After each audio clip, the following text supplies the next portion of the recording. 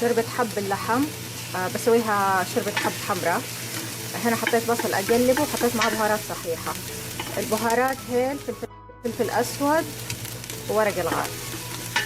بس يدبل البصل ابغى انزل الحب. طبعا الحب نغسله كويس وننقعه تقريبا كده ساعة. نزلت الحب ونزلت كمان اللحم يفضل يكون في العظم عشان العظم هو يعطي طعم حلو في الشوربة.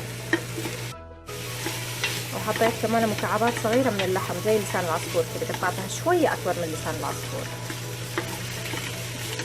أبغى أحط عليها دحين صلصة. نزلت الصلصة قلبتها، دحين أحط موية مغلية وبعدين أبغى أحط ملح وأقفل على قدر الضغط. تقريبا تاخد ساعة إلا ربع.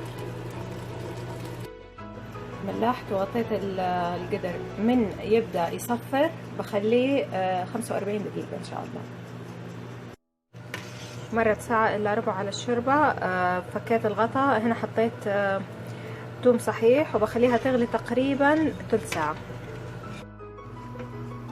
الشوربة كده خلاص الحمد لله.